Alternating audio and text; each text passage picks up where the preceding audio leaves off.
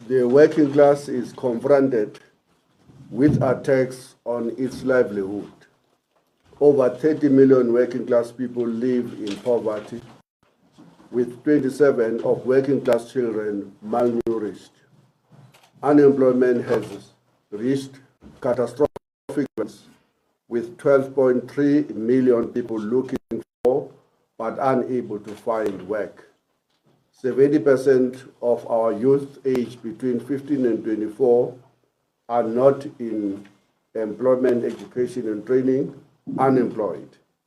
The working class communities are ravaged by crime and gender-based violence. Working class children learn in overcrowded and understaffed schools and cannot read for comprehension. 84% of the working class people rely on a neglected, understaffed public health care. Let me repeat that. The 84% of the working class people rely on neglected, underfunded, and understaffed public health care system. The demand for public, safe, and affordable transport has been reversed, with most workers now using private transport to work.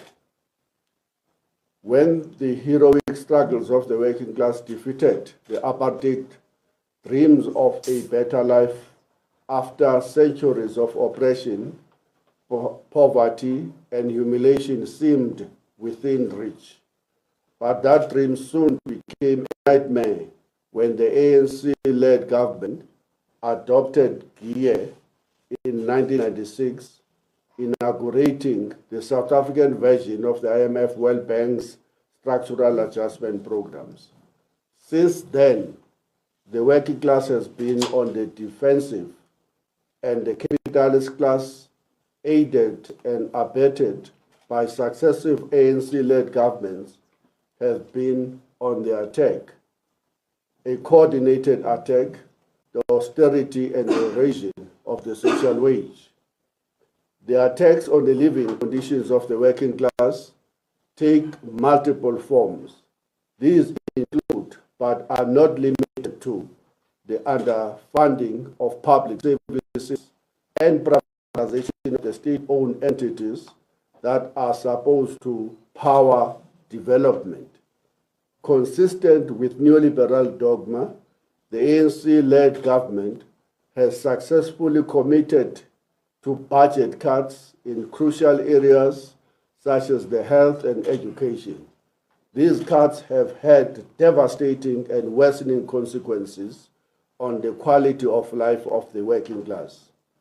A recent example was the startling announcement from the Western Cape provincial government that it will effectively lay off over 2,400 teachers whose contracts are due to end on the 31st of December 2024.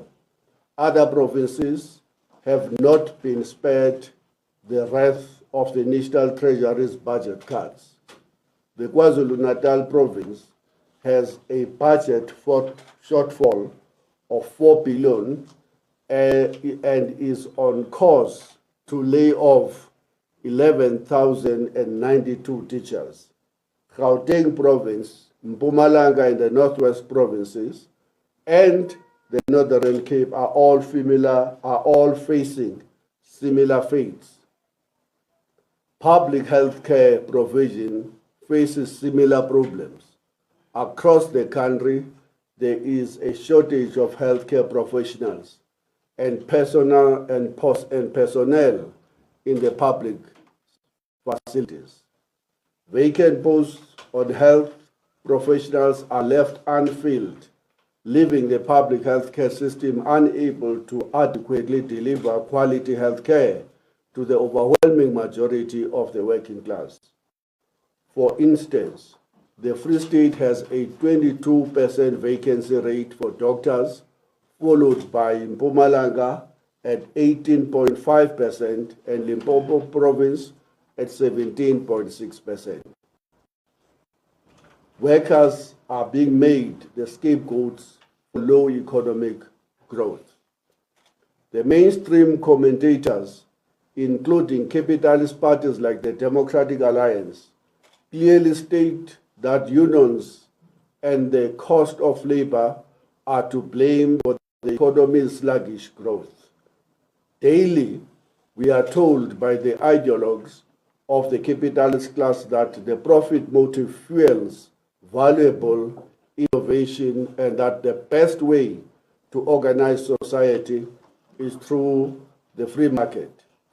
These free market fundamentalists argue that were it not for the inflexible and stringent labor laws, business would invest, jobs will be created, hunger and poverty will be banished, and a scene will be set for prosperity to reign.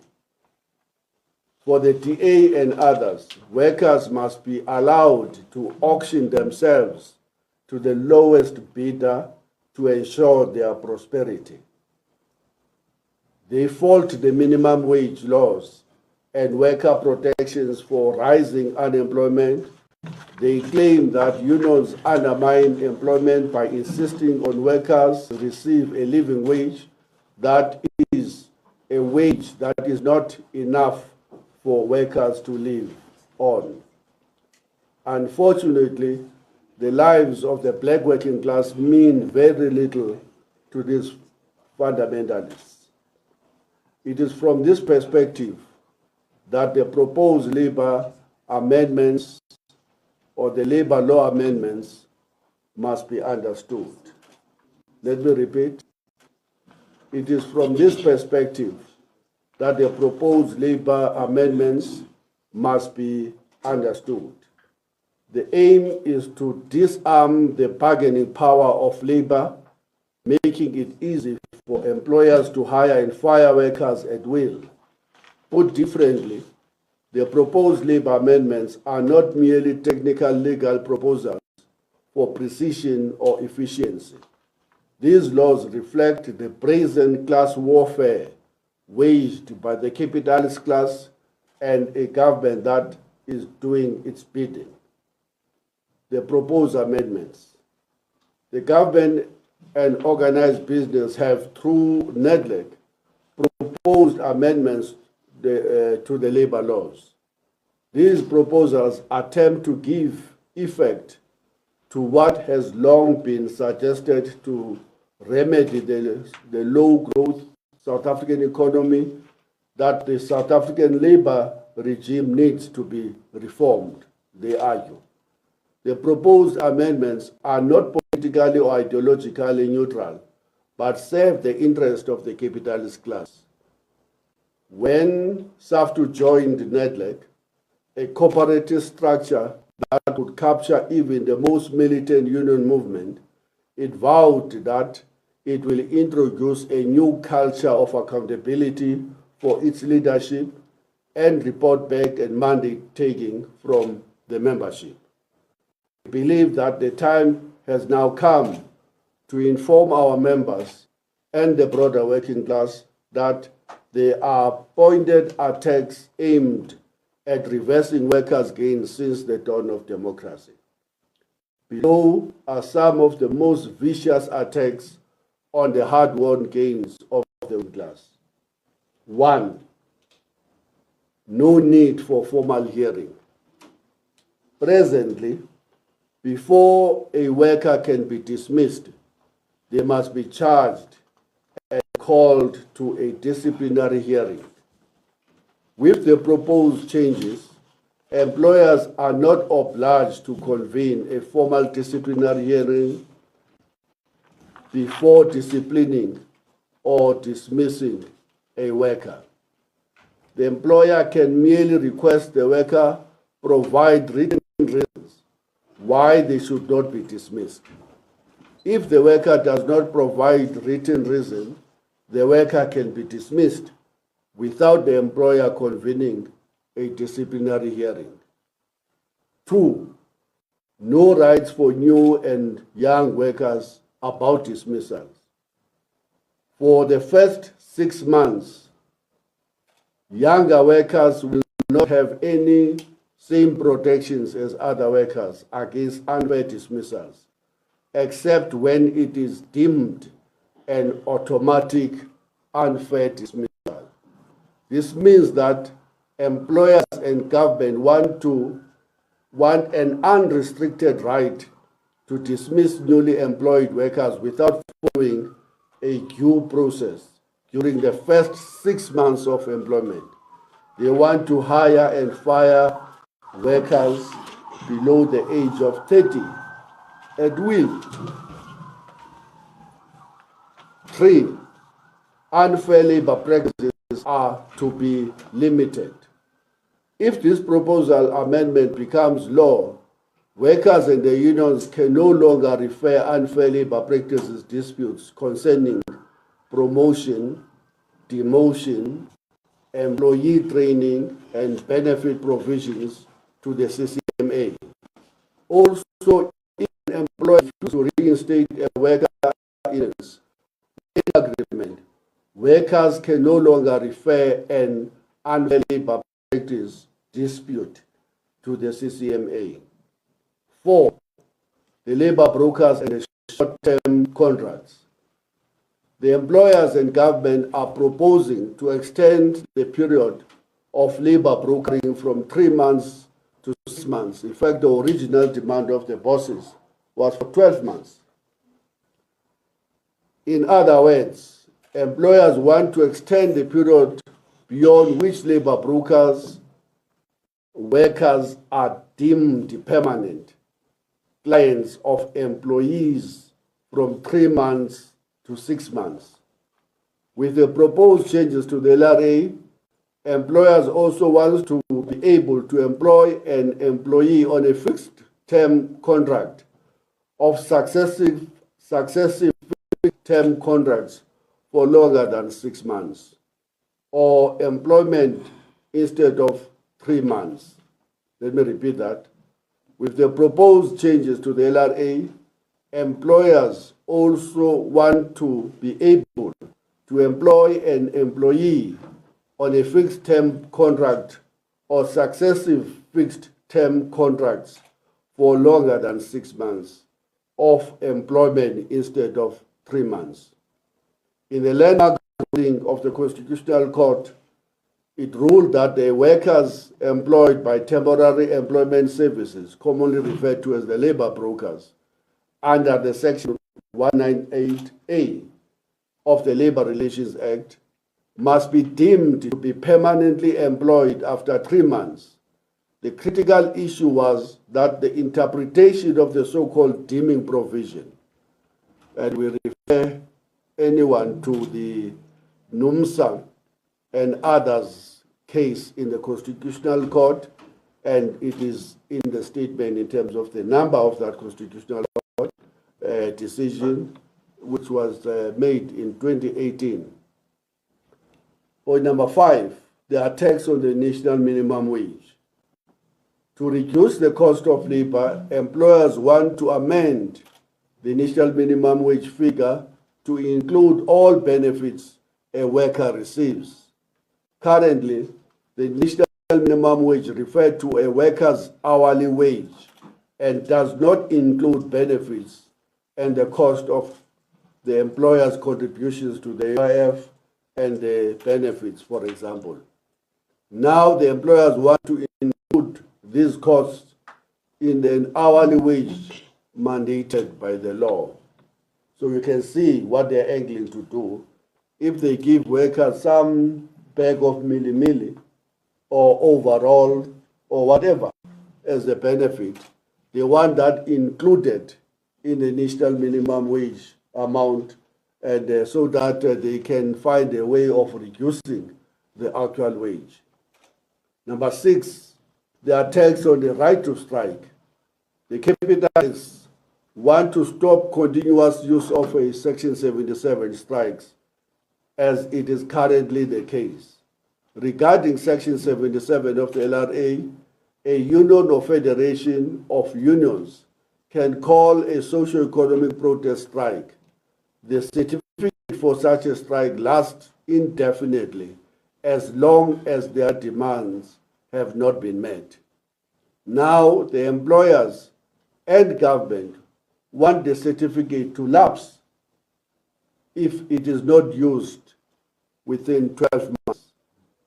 They are directly responding to the loss of this particular case they would have taken against Nedlec in the case which involved the COSATU strike about 2 years ago. The Unions Federation must then reapply according to the bosses or submit a new application even if they have ignored the demand that led to the first application in the first place. This is another way in which the working class power is undermined by these amendments in the boss's interest. Number 7, the threshold of determining high-paid employees in Section 193, 194, 208, and Schedule 7. The government proposed excluding high-paid employees from the dismissal protection, excluding automatic unfair dismissal. But generally, government, with the support of the bosses, wants to exclude the so-called high-paid employees from the unfair dismissal protections. The prescribed amount should begin with a threshold of 1 million rands. Just imagine the public sector workers in the municipalities, in the public sector itself, in the state-owned enterprises, as well as the rest of those that are in the junior management positions in the private sector. They want those workers that they should be basically excluded from the protections of unfair dismissals. Number 8, the following proposals from the labor laws from labor were rejected. Labor, which is SAFTU, COSATU, FEDUSA, and NACTU, had demanded that Section 198A should be amended to extend the facilitation period from 60 to 120 days to ensure that retrenchment is undertaken as the last resort. Business and government rejected the proposal because the subsection provides for extension of facilitation period in appropriate circumstances. But the appropriate circumstances are not determined in law, but they are determined by whoever is the facilitator of that negotiations, and we reject that. 2, we had proposed that Section 41 of the Basic Conditions of Employment Act be amended to increase severance pay from 1 to 4 months. After much deliberation, the government and labor agreed to increase severance pay from 1 to 2 weeks, which is currently being rejected by business. And they claim that it is in the light of the current economic climate, which we know they can use that excuse perpetually forever. The labor law amendments are part of a broader, coordinated, and systematic attack on the working class. And we, as SAFTU, will organize to defend our interest and the interest of the broader working class. We are already convening shop steward councils to brief this critical layer of our leadership so that our members are mobilized and better informed about these evil intentions, in particular from the employers. We shall announce the dates of the shop steward council meetings nationwide. We are preparing for a general strike, if needs be, to defend the workers' rights and their gains. End of the statement. Thank you very much. Thanks, Robert. Now we are ready to take questions. Just note hands, and thereafter you will be noted to put your questions to the leadership of the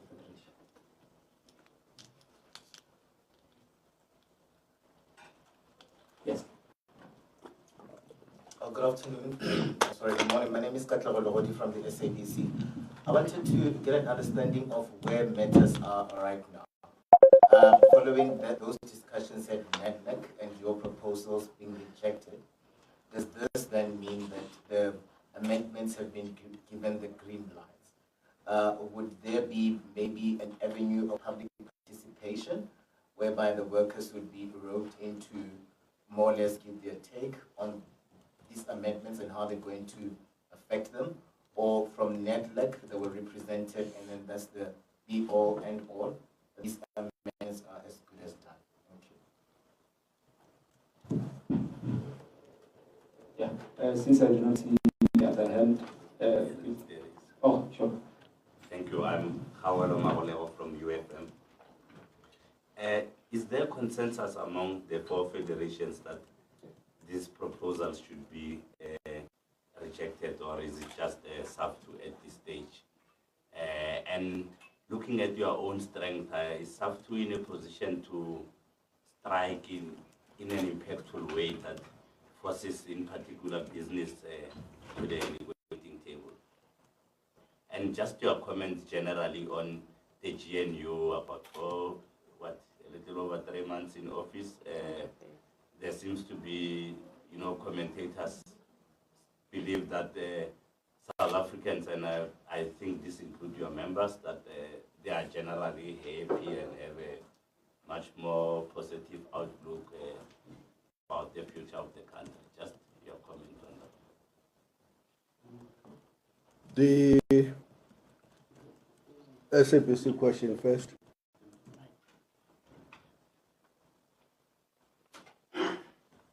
The report on these negotiations is available and we are willing to share with you as to where everything is. There's lots of information. We only picked up the most important and the most pointed attacks on us in the press statement. But there's a comprehensive report which I think it is only fair that we share it with yourself so that you can go through in your own time to look at where everything is, including the process of how the process moves forward now. The labor law task team process was set up by NEDLEC itself. It's a subcommittee that must present its report to the executive structures of NEDLEC. And here is the rules, which is what makes us to want to talk to workers now. These amendments are proposals. Support some of them, by some of them. Some of the proposals from government are mostly supported by business, and business goes even further to make its own demands. Some of the proposals of government are supported by labor and are totally rejected by business in most of the instances. Faced with that, government will say to the process that, look, we still the government, not NEDLEC.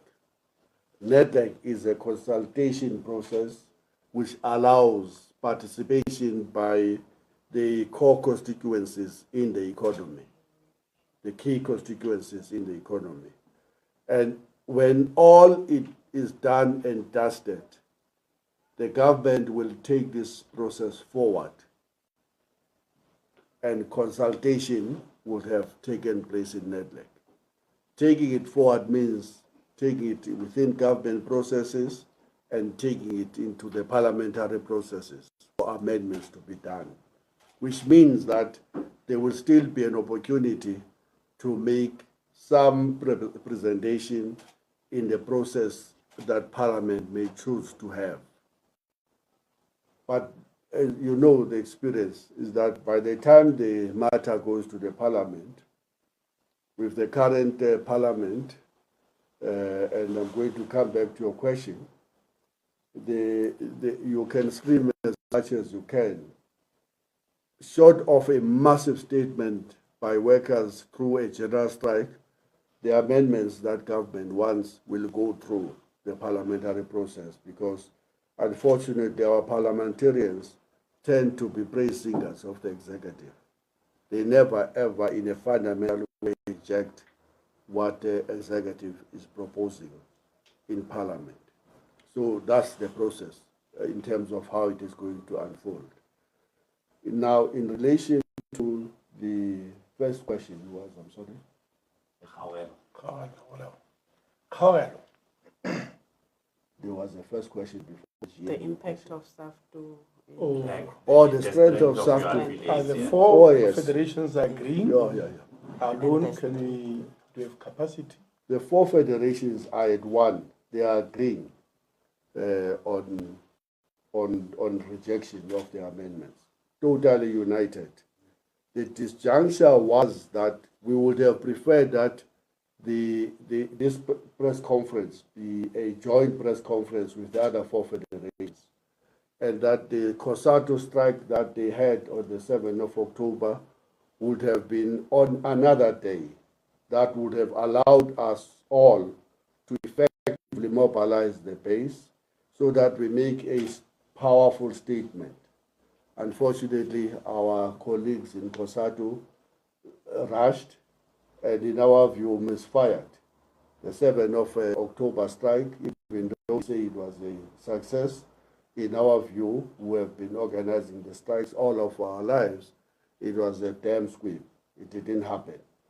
It didn't make any statement that will threaten government or the employers not to proceed with the amendments or with the retrenchments or the austerity programs. It was a half-made statement. Our appeal to the Labour Federation still is, we need a joint statement in rejection, not just in Nedlet. We need a joint action in rejection of these amendments in the streets. And let's repeat what we normally always say. What we have not won in the streets, you will not win in the negotiating table.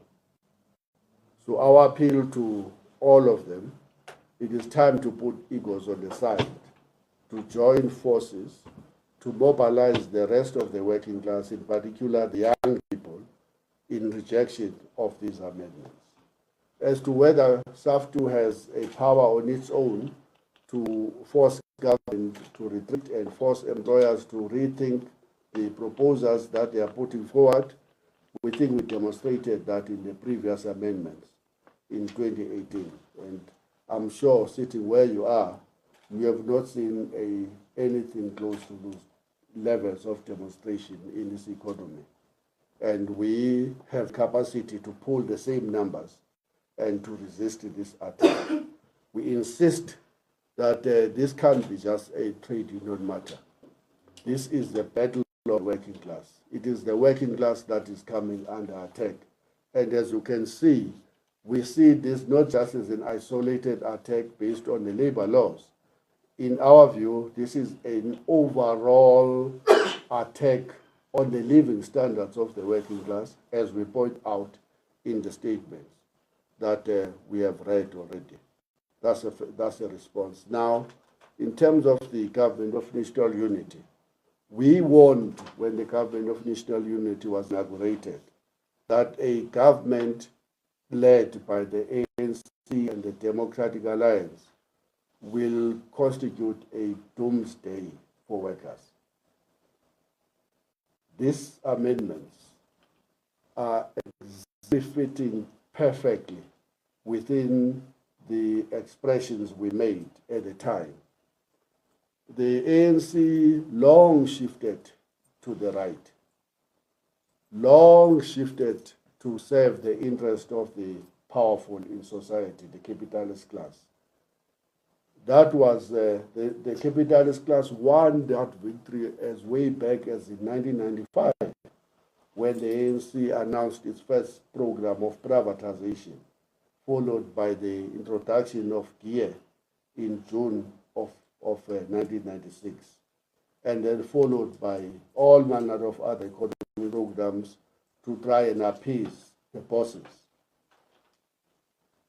The ANC, now joined by the Democratic Alliance, spells a disaster for us, the working class and the marginalized poor majority, which is still the black population.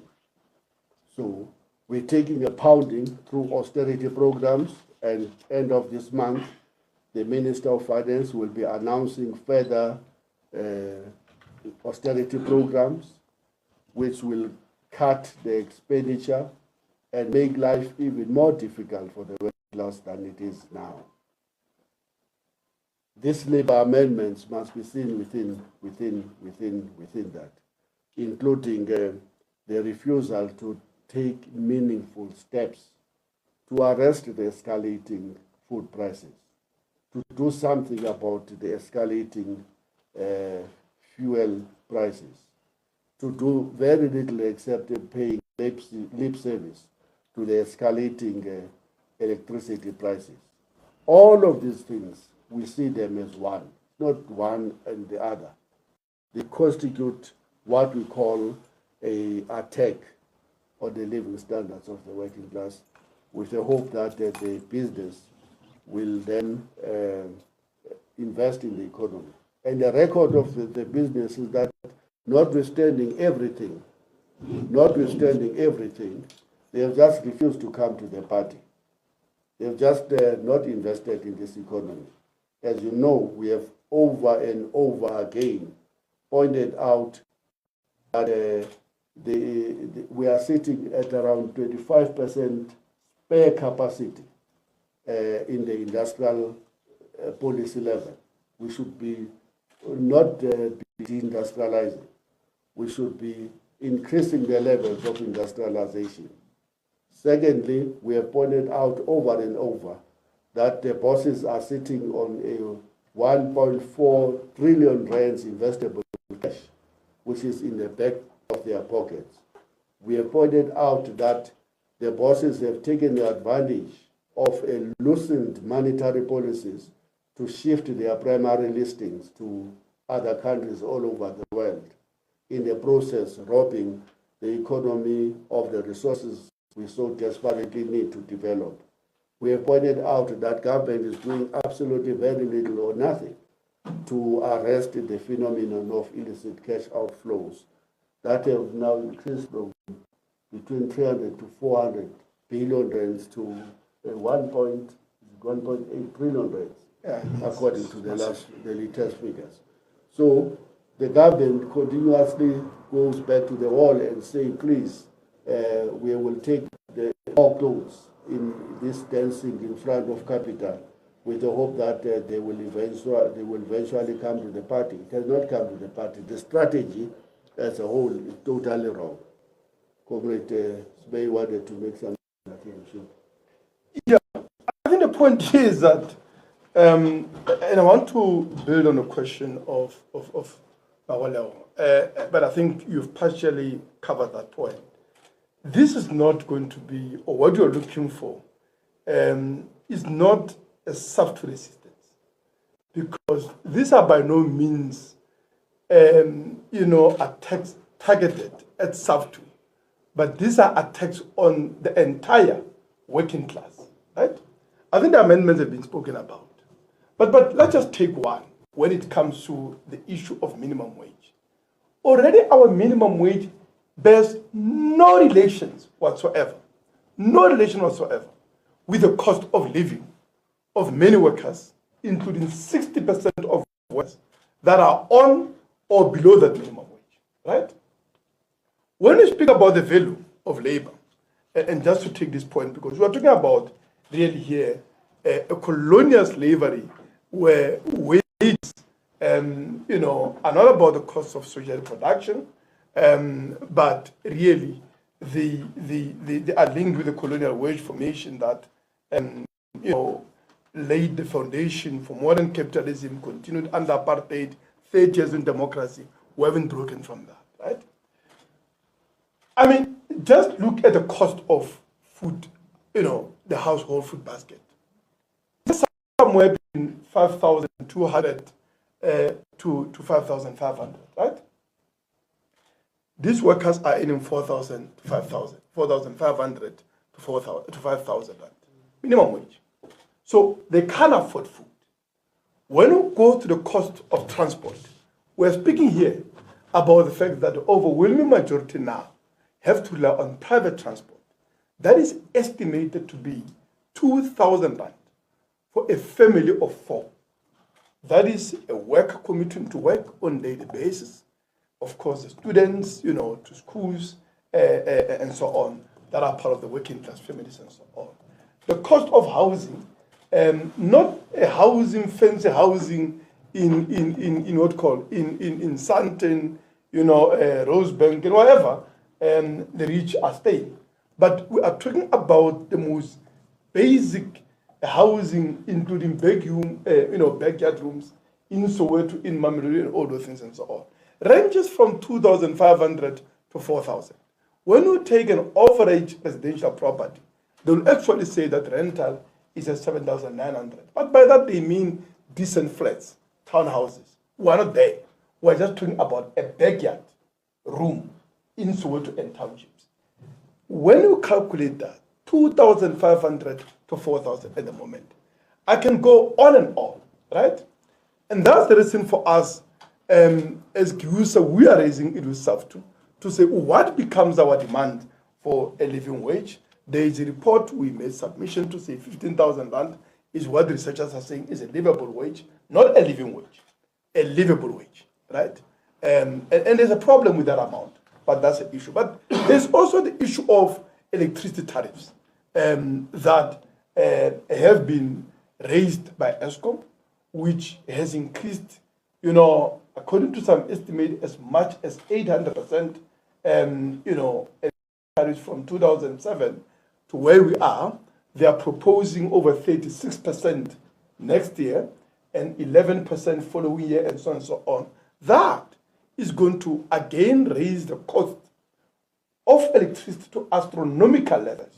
But lest we forget that electricity alongside, fuels, oil in particular, these are major input in a production process, but also major input in every other industry. So it's not just about the cost of transport, not just about the cost of electricity. It's also going to be about the cost of food and every service that you access, because this will again raise the cost of production, which in a monopolized economy like ours, we can always be sure that it will be passed on the working class. The catastrophic levels of unemployment he has written about. So my view is that SAFTU will have to go all out to mobilizing young people whose lives are being wasted by this economic crisis of capitalism, over 12 million of them who are unemployed, living in squalor and poverty, millions of people in informal settlements facing a housing crisis for which not only there is no solution, but it's getting worse, but also workers in poverty wages. And we are going, I want to end on this note with your indulgence, share that. The issue of poverty wage is not just about our members living decent lives that they deserve, because these are the real creators of the wealth we have in the economy. And we make absolutely no apology on that as Marxists, right? But it's also about what kind of economy we want to build. But also it's about the issue of growth.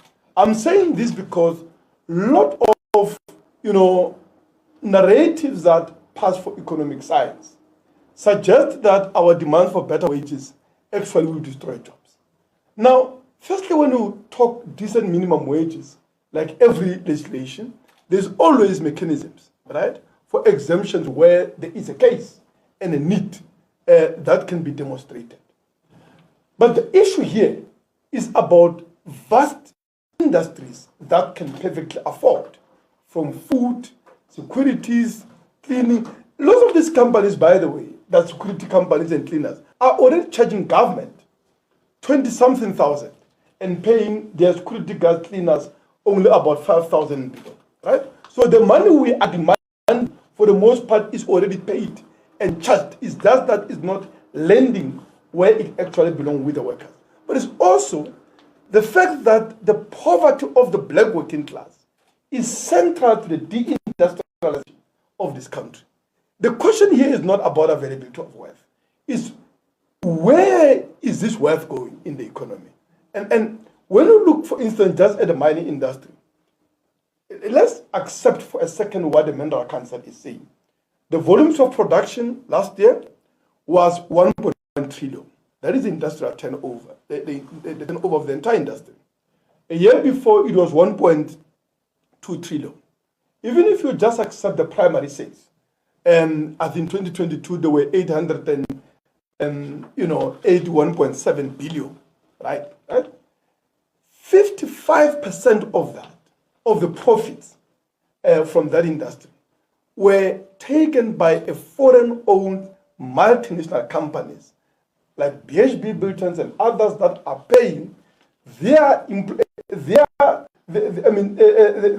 CEOs, in the case of BHP Billiton, 234 million rand. I think that's the figure that I've seen, which it will take a worker working or living 114 lives, each of them working 40 lives without interruption. A worker on a minimum wage, just to be able to earn what the CEO has earned. These are people who are subsidizing through cheap electricity, special tariffs for which I and you are paying, and all those things and so on. So it's not a question of there is no wealth. There is. The question is, does it leave this country through profit repatriation of the big, mainly foreign-owned multinational companies, or do you put this money in the working class who spend it locally and therefore generate economic activities in many rural areas, in many townships, where it will stimulate growth and create many more jobs? So we reject as SAFTU the argument that better and decent wages are incompatible with economic growth. If anything, we argue the opposite. Thank you very much. In summary, GS. Okay.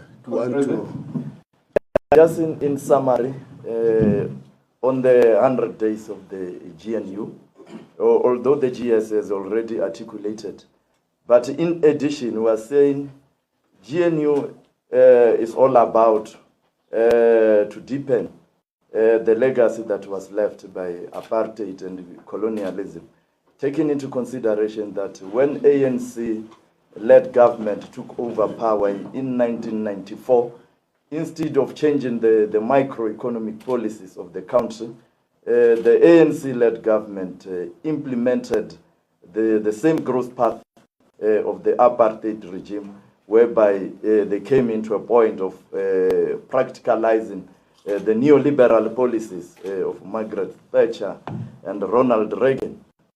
So the GNU is all about to deepen those particular legacies, because when they took over in 1994, the ANC-led government, for an example, the manufacturing sector to the GDP in 1994 was 24%. But currently, as we speak, the manufacturing sector to the GDP is currently at 12%, if not below. That exercise on its own has led to massive high unemployment in the country, which is almost about 40%. So we are saying GNU is not all about to service the vast majority of the people, which is the working class and the poor. GNU is all about to divert from the actual policies of the ANC, because when they campaign, they claim to be the owners of the Freedom Charter. And the Freedom Charter, one of its provision number 3 says, the mineral wealth beneath the soil, the monopoly industries, the banks, all of them shall be transferred to the total ownership of the people as a whole. But GNU is not speaking that particular language. So that's why we're saying GNU is all about to deepen the legacy that was left by apartheid and colonialism, which is poverty, unemployment, and inequality. Thank you very much.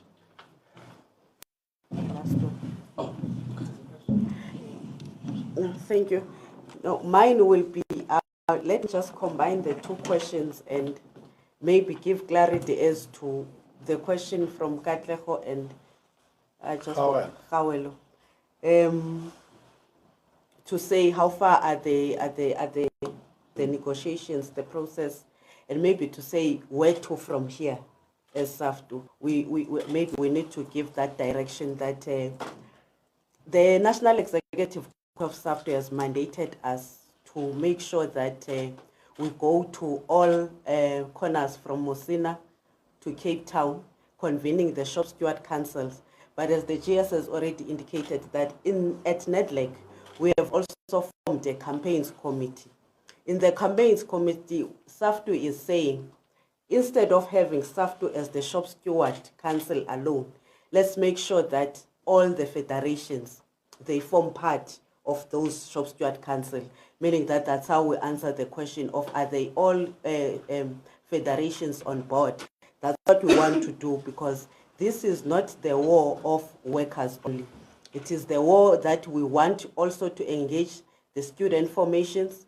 We want to engage civil society formations that are progressive. Would like to engage women that are progressive formations, so that we know that when we have to respond, because the response should have an impact, it must be an impactful response. We make sure that we have mobilized all the ground.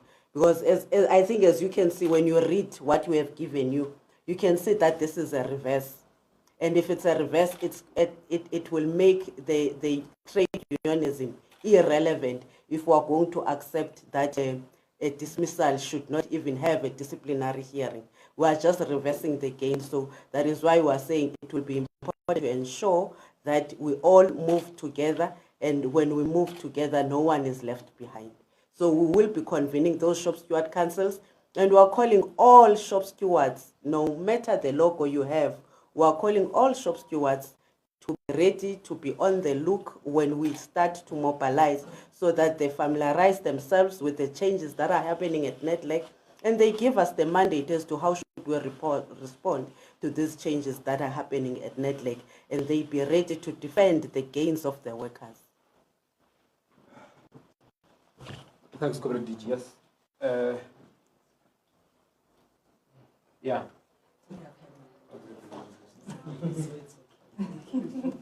Yeah, I'll take the last round of hands and then we'll conclude the business of the day.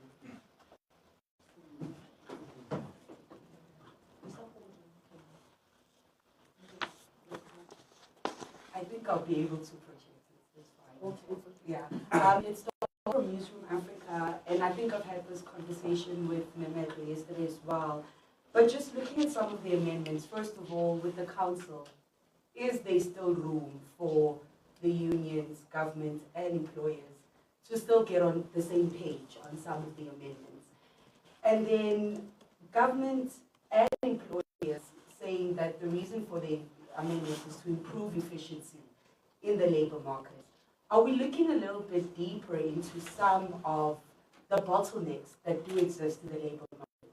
For example, if we take, that whole protection against retrenchment, or for the young ones that they don't need, any formal hearings about dismissals. The employers I've spoken to, most of that they are crying around learnerships, that young people will be in these learnerships perpetually without them actually securing a job. Both their government and employers then spending quite a lot of money in those learnerships. So are we taking our discussions to maybe dig into sort of those issues within the labor market, and how we can then have more consensus as the different social partners with the issues such as that?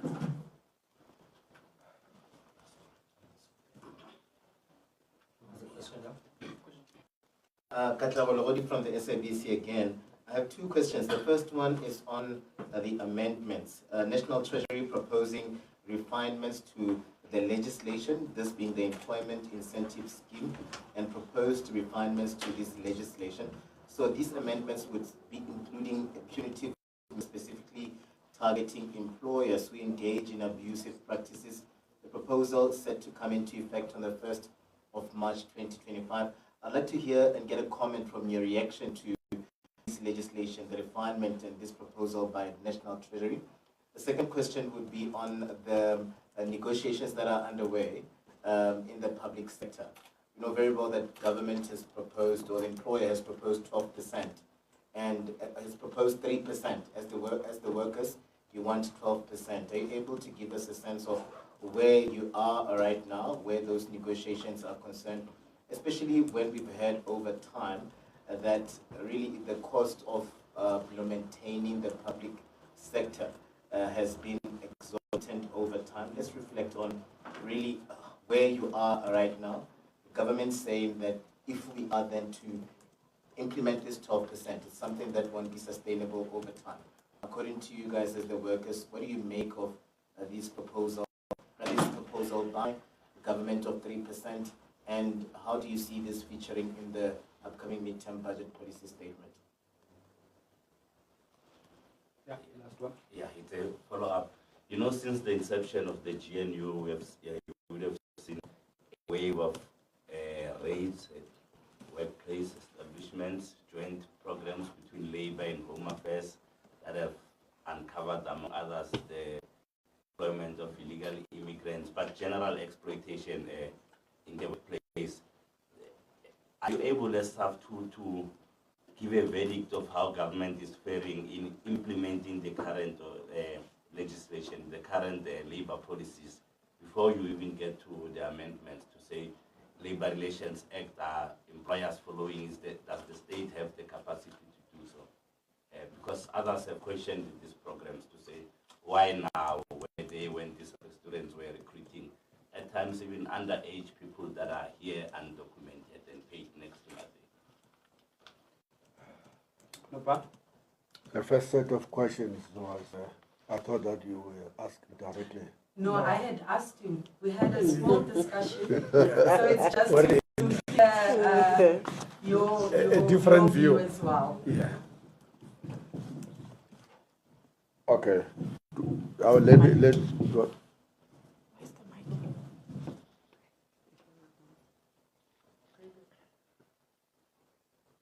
There is always a possibility that the last minute deal can be struck by the parties. But look, this process has been going on for 2 years now. It started even before SAFTU was admitted at NEDLEC. It's now nearing its end. There is now a final report of the Labour Law Reform Task Team that is ready for presentation for it to be adopted, which will have options, as I was saying earlier. It will say on this particular issue, government and employers agree, labor disagree. On this one, government and business agree, labor disagree, and so forth and so forth. That's where we are now.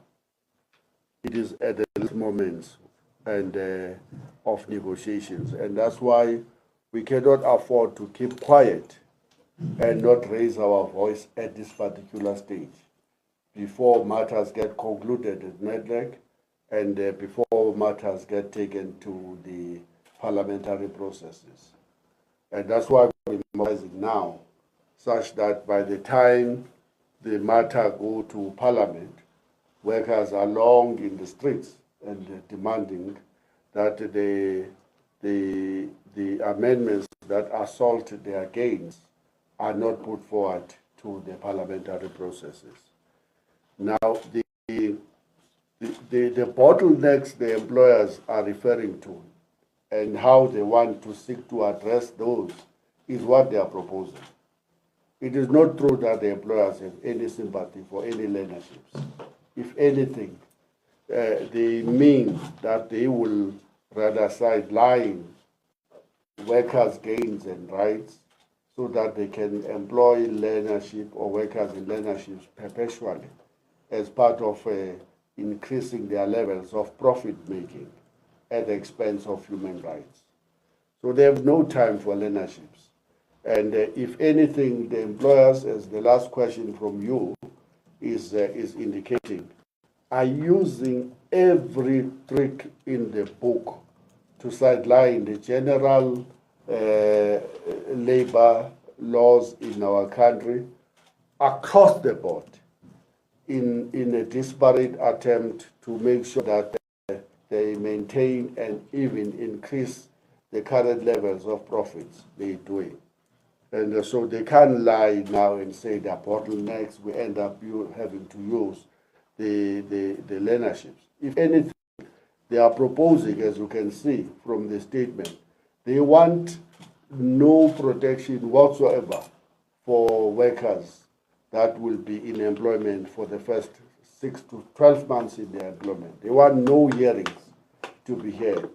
And they want to remove any kind of protection to protect young workers in the economy. And that's what we are resisting. Now, I don't know if you want to make any addition to that question. Yeah, maybe just to say this point, that, I mean, in the final analysis, it is because we are in a stage or in a period of economic stagnation, which, if you like, doesn't work for anybody. From the point of view of the capitalist class, they have a crisis of profitability, and they think the way to address that crisis basically slashing the conditions of the workers to savage levels, really, which you can't describe as anything else than the colonial slavery as spoken about earlier on. At the same time, for the workers, for the working class, for the poor, life is becoming unbearable. So we are headed for a condition, or rather, for a collision of classes. And there's no any way out of this situation. It's a question, really, of whether you restructure the economy in the interest of majority, which we have proposed how you do that. You nationalize the minerals in this country, beneficiate and reindustrialize the economy, build or rather initiate a mass public works program to rebuild the public infrastructure, public services, in the course of that, creating millions of jobs, eliminating unemployment, reducing poverty and inequalities that are there and so on. So these expectations, unfortunately, are irreconcilable.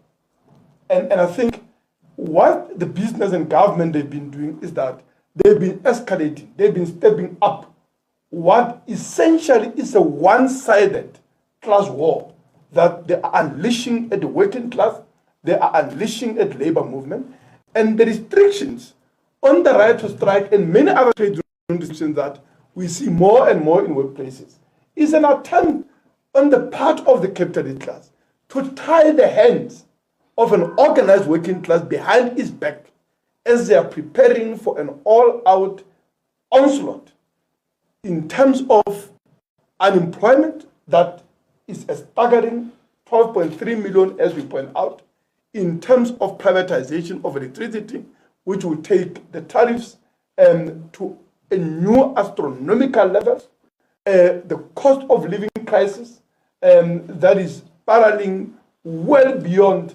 affordability of the basics for the working class and so on. So is that irreconcilable class conflict that I think is playing out at NETLEC? And we are here because no amount of negotiating is going to resolve the contradictions that have accumulated at NETLEC. And we believe that this GNU is a political conspiracy of the parties rejected by the overwhelming majority of the working class, parties that agree on nothing else except a neoliberal onslaught, parties that want to privatize everything, the ports, they want to do away with social grants, they want to reduce the minimum wage, they want to attack the rights workers fought for, won over decades of struggle, from the days of the struggle against apartheid to the entire post-1994. So is that conspiracy that obviously they entered into with a view to pushing this kind of reforms? And I don't think that there's going to be any amount of negotiating. It's a question of the struggle of the living forces, and I think it will have to be decided on the street. And from the point of view of SAFTU, and I think the DGS was correct, our shop stewards are going to be the war councils of the working class. They are going to be open to every shop steward in this country, every worker who wants to take up a fight, who wants to work out a strategy, both to fight the immediate attacks, but also on all other issues. We are also going to be reconvening a working class summit to make sure that communities and other movements of the working class that are faced with this crisis, right, that is facing workers and so on, also are able to organize, to coordinate with us so that we are really contemplating what should be a mother of all class battles in the working class. And I think this determined attack on the part of the bourgeois and the institutions, including government. Katlego. Personally, I don't have the information on the first question about the Treasury's process of amendment that they may announce in terms of refining whatever. That issue is not in Netland, which is a problem in the first place. If it was in Netland, we would know about it. I've just checked our acting spokesperson if he's aware of any such a proposal. We're not aware, which is a problem. Because the Treasury is known for wanting to avoid at all costs subjecting its proposals to Netland. It always wants to go outside and go directly in Parliament, where it can present its bills as non-amendable bills and to get them through the system. We will have to check that again and as to where it is, but it is, as far as we know, it's not in Netland at all, which is a big problem. There is, of course, the medium-term budget policy framework statement that is going to be announced in October. So it will mean that we're going to have to rush against time to find that information and to see whether we cannot use even the legislation to force the Treasury to present that into the Netland process.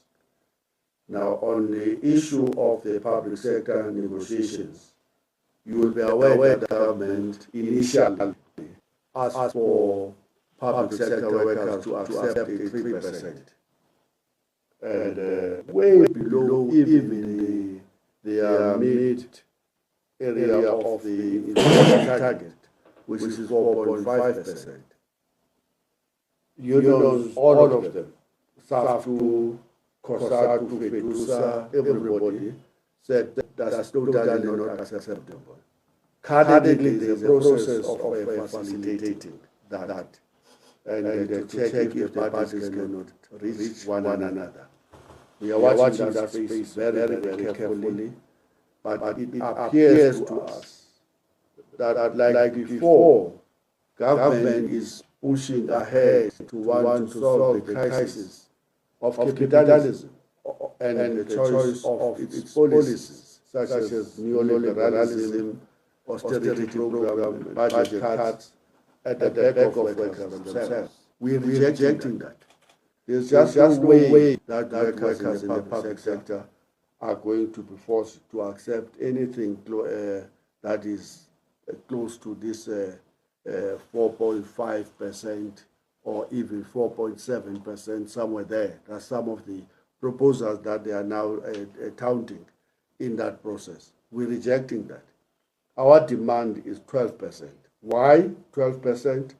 Because they know, the negotiators of government, that workers' inflation is hovering somewhere 10 to 11%, the real worker inflation. Forget about the 4.5% that the Reserve Bank governor is beating drums around.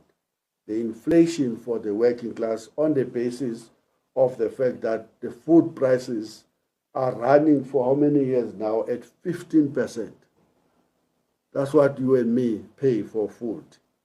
And workers spend 60% of their income on transport and food prices.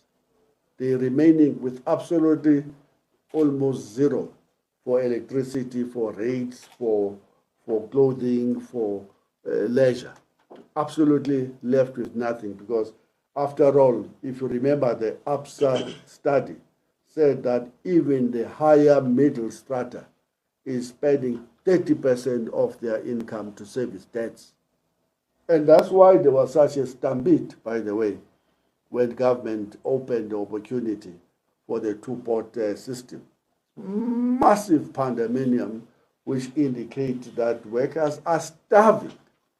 They are the working poor whilst they are working. And so they're desperate for any kind of an income. And we can't agree to continuously subject workers to those conditions for another 30 years. That's our bottom line. And that's why we're making a call on the rest of the federations and on the rest of the working class that time is now to speak in one voice, to mobilize, and to ensure that we resist and we reverse some of these attacks that we are pointing out in the statement. We can't continuously live on like this. That's our bottom line. So the public sector workers, mobilize now for the strike, join our provincial shopyard councils, join our local shopyard councils that will be convening, and make sure that you see the struggle to resist these labor law amendments and their struggles to reverse and to attack your living standards in the public sector as but just one struggle. That's the point that we're making.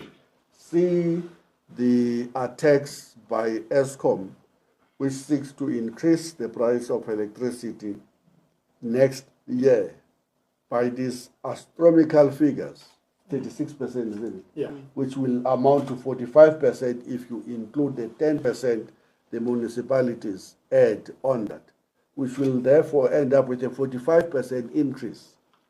We don't have time for petitions like the DA. We have time to walk in the streets and to resist that assault on the working class. This is one struggle. Demand that the government do something about the fuel prices in South Africa. It must do something about the escalating and worsening crisis of the food prices in the country. It can't just say markets, the markets have spoken. That's nonsense.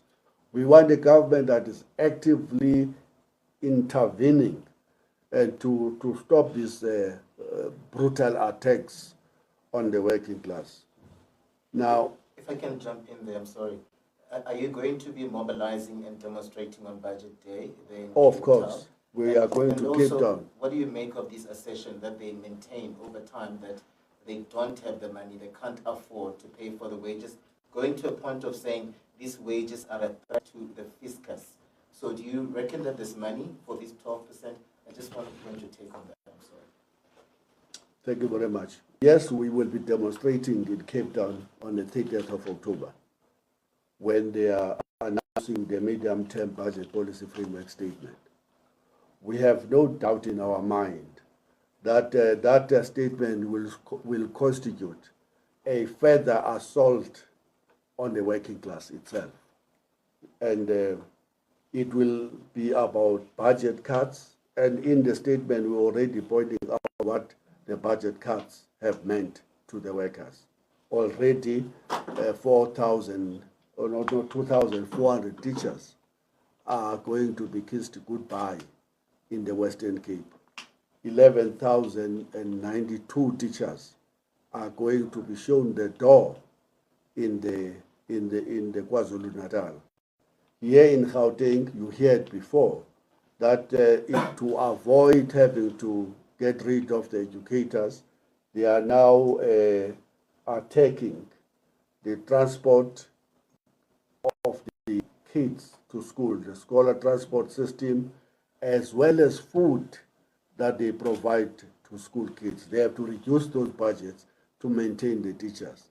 There should be no choice between maintaining the levels of educators in the classroom and as to whether kids must not have or must have a right to eat or not eat, or to be transported to school or not to be transported to school. There's no such a cost.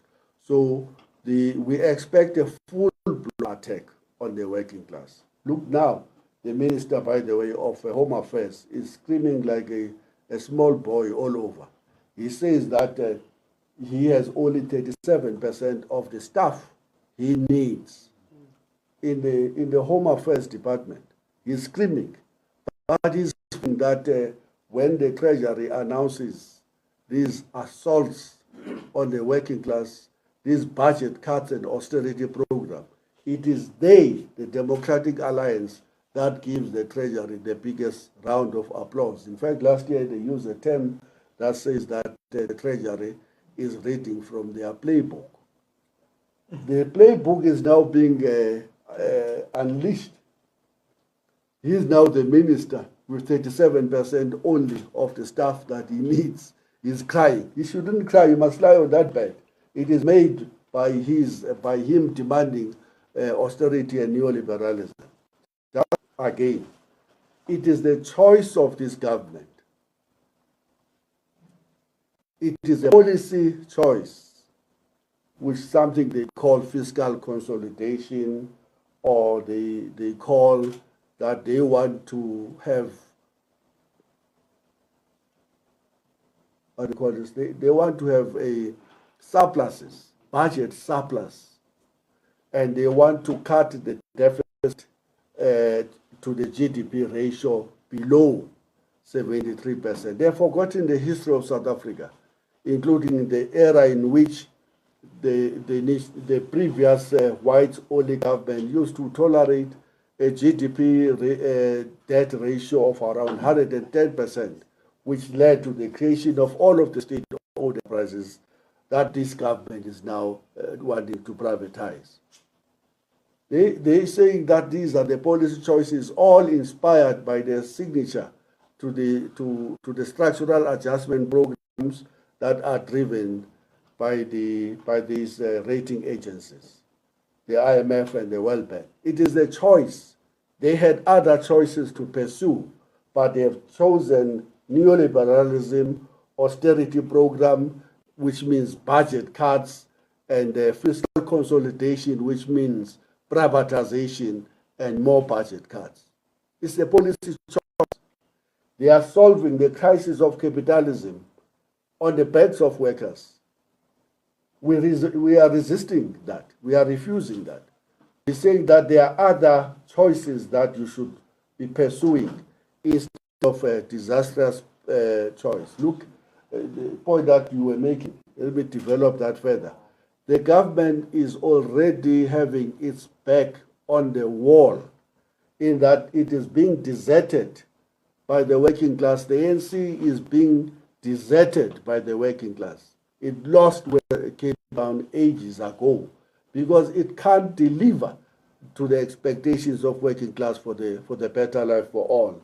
It lost Nelson Mandela ages ago because it cannot address the squalor conditions, the crisis of crime, because it doesn't have enough police in the streets all over the Nelson Mandela, and that people are unemployed.